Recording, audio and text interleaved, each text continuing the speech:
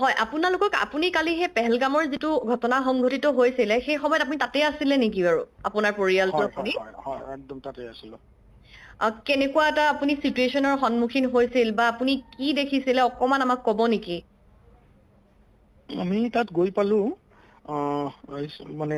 Exact স্পটত আমি গৈ পাইছিলো এট এৰাউণ্ড 1:45 হ'ব হয় উইদিন 15 মিনিটছ দুটা মানত হ'ব হয় মোটামুটি ফাৰ্ষ্ট এটা গুলিৰ শব্দ পালো হয় মোক এটা লোকেল মানুহে কথা পাতি আছিলে ফটোগ্ৰাফাৰ তেওঁ সুধিলো কি গুলিৰ শব্দ পালো নকলে নাই ইয়াত এই বান্দৰ বা তেনেকুৱা জন্তু নামি আহে কেতিয়াবা পাহাৰৰ পৰা টুৰিষ্টক আমনি দিয়ে সেইকাৰণে ফৰেষ্টৰ মানুহে মাজে মাজে ব্লেংক ফায়াৰ কৰি থাকে হয় কিন্তু এইবোৰ কথা পাতোতে আৰু এটা দুটা গুলি আৰম্ভ হৈ গ'ল মানে সাউন্ড পালো হয়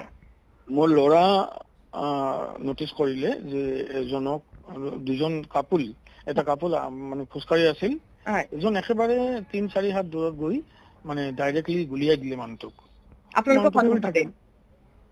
হয় আমাৰ পৰা 20 মিটাৰ মান দূৰ হ'ব 15-20 মিটাৰ মান দূৰ হ'ব মই ল'ৰা নটিচ কৰিলে মই দেখা নাই তেতিয়া ল'ৰাই মোক ক'লে যে আহক আহক এই গছৰ তলত মই মিছেছ অলপ দূৰত ফুৰি আছিলে তো মিছেছক মই মাতি আনিলো একেলগে আমি গছৰ তলত গোট খালো আৰু কিছু মানুহ গছৰ তলত আহি গোট খালে আমি শুই থাকিলো তেতিয়া মই দেখিলো যে চাৰিওফালে মানুহে লা ইলাহা ইল্লাল্লাহ জপি আছে আৰু আমিও দেখা দেখি লা ইলাহা ইল্লাল্লাহ আৰম্ভ কৰি দিলো তেতিয়া এই মিলিটেণ্টটো আহিলে আমাৰ ফালে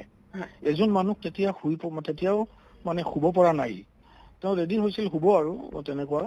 কিন্তু তেওঁ হোৱা নাই তেওঁ থিয় হৈ আছিলে মানুহজনক কিবা এটা ক'লে কিন্তু কি ক'লে তো মই বুজি নাপালো ডাইৰেক্ট গুলিয়াই দিলে কিবা এটা কৈ তাৰ পিছত লগে লগে গুলিয়াই দিলে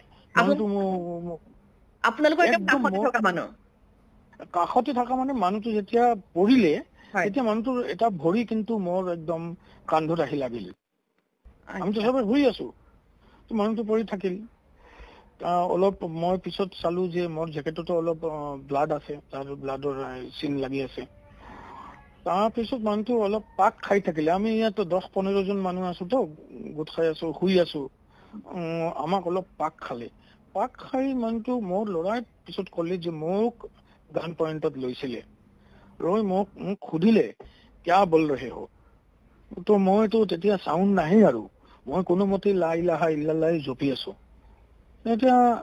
লাহে লাহে মানুহটো মোক এৰি দিলে গানটো উঠাই লৈ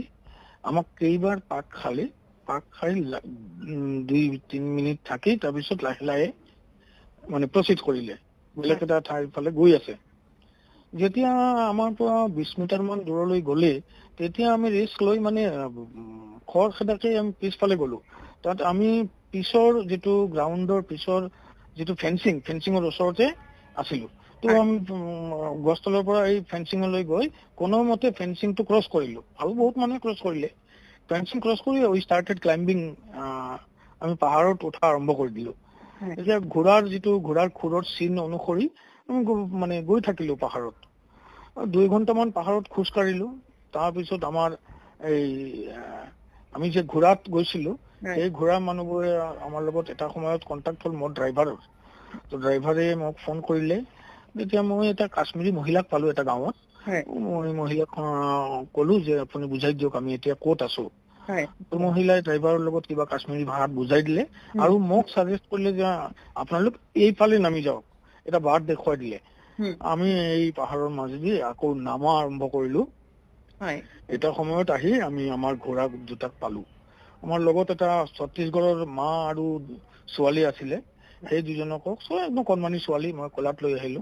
কোনোমতে এই দুজনকো ৰেস্কিউ কৰি আমি সব একেলগে পেহেলগাঁও মানে মেইন ৰোডত আহি পালো তাৰপিছতো শ্ৰীনগৰ গুচি আহিলো গোটেই ঘটনাটো কিমান মান সময়ৰ ভিতৰত হৈছে মানে কিমান ঘন্টা ধৰি তেওঁলোকে এনেকুৱা ধৰণৰ কাণ্ড কৰিছে আধা ঘন্টা 40 মিনিট হ'ব মেডাম আধা ঘন্টা 40 মিনিট আমিতো 10 মিনিটৰ হাৰ্ডলি 10 মিনিট তাত আছিলো আমিতো বেক কৰি দিলো ঘটনা আৰম্ভ হোৱাৰ 10 মিনিটৰ ভিতৰত আমি ফেন্সিংটো ক্ৰছ কৰি ওলাই আহিলো কিন্তু তাৰ পিছত যেতিয়া আমি পাহাৰত তেতিয়াও কিন্তু অন্তত 30 মিনিট মান সময় মাজে মাজে গুলিৰ শব্দ কিন্তু আমি শুনিলো মানে কিমানজন মান সন্ত্ৰাসবাদী মানে সংগঠনৰ মানে সদস্য অহা এনেতো মই দেখা এজন, মই ল'ৰাই আৰু দুজন দেখিলে, মানে 3জন, কিন্তু মই বোধেৰে 5-6 জন আছিল, কাৰণ এইটো বেলেগ চাইডতো গোলাগুলিৰ শব্দ শুনিলোতো। হয়, আপোনাক একমাত্ৰ টিম আছিলে। হয়, আপোনাৰ আচলতে প্ৰাণ ৰক্ষা বা আপোনাৰ পৰিয়ালটো প্ৰাণ ৰক্ষা হোৱাৰ একমাত্ৰ কাৰণ যিটো লা ইলাহি সেইখিনি কথা কোৱাৰ কাৰণে চাগে আপোনাক হয়তো তেওঁলোকে আক্ৰমণ নকৰিলে নেকি? হয়তো বা মেবি। হয়, এতিয়া আপোনালোক সুৰক্ষিত নে বৰ্তমান? হয়, নিশ্চয়কৈ। আপোনালোকে অসমলৈ অহাৰ কেতিয়া মানে ঘূৰিব? আমাৰ ফ্লাইট হ'ল 26 তাৰিখে। আমি গভৰ্ণমেণ্টে আমাক সাজেষ্ট কৰিলে, গভৰ্ণমেণ্ট অফ আছাম আমাৰ লগত কণ্টেক্ট কৰিছিলে, principal secretary to office of the chief minister. তেওঁ আমাক সাজেষ্ট কৰিলে যে এয়াৰলাইন্সৰ লগত কথা পাতি অলপ প্ৰিপন যদি কৰা যায় তেনেহ'লে যিমান সোনকালে পাৰো আমি কাশ্মীৰৰ পৰা ওলাই যাওঁ। তো একৰ্ডিংলি উই আৰ ট্ৰাইং। হয়, নিশ্চয়। Thank U.